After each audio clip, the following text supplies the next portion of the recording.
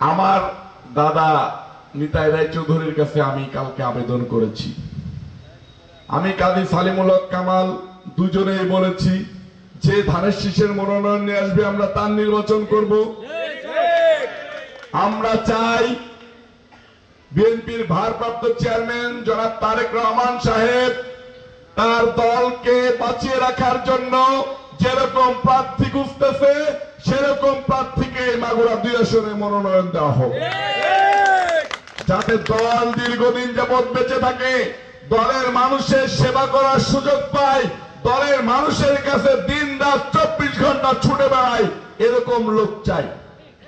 আপনারা একটা লোককে ভোট দিলেন, সেই লোকটা তার বাড়িতে বসে থেকে শুধু তার ছেলে মেয়ের নামের সাথে জব করলো, আপনারা কি সেটা মেনে নেবেন? আমি আপনাদের নাম জব করতে চাই। একজন অসুস্থ মানুষ, আমি শালিখায় গেলে উনি সবার আগে যে আমার একটা হাত মিলাই দেয়, দাদা আমি আসছি। আমি শালিকার থেকে এইখানে আসতে গিয়ে দেখছি কত দূর। এইখান থেকে একজন হিন্দু মানুষ শালিখায় আমার খবর রেখে আমার সাথে সাক্ষাৎ করতে যায়, এটা আমার ভালোবাসা। আমি তাকে ভালোবেসেছি, সেই কারণে সে আমাকে ভালোবেসেছে। আমি একজনের উদাহরণ দিলাম, উনি মুরব্বী মানুষ, সেই কারণে এখানে ম্যাক্সিমাম লোকই আমার সাথে দেখা করতে চায়। উনি অসুস্থ মানুষ, এইখানেও অর্গানাইজ করে চলে এসেছেন। আমার বৌদি এখানকার মেম্বার, হিন্দু মানুষ, হিন্দু মহিলা, মাইকটা ধরে বলতেছে আমরা নয়নকে ভোট দিয়ে জয়যুক্ত করতে চাই। আমি ওনাকে আজকে প্রথম চিনলাম।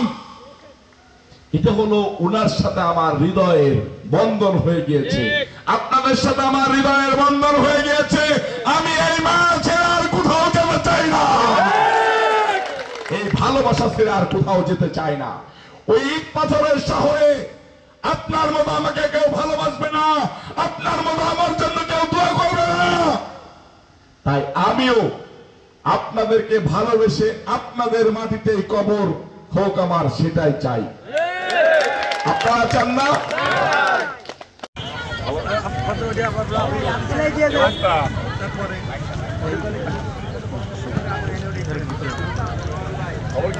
ঠিক আছে, আমি সকালে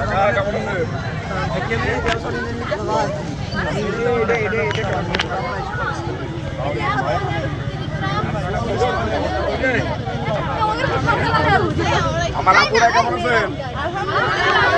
আসসালামু আলাইকুম। রবিউল ইসলাম নয়ন, বাড়ির সবাই সালাম দেবেন। বারবার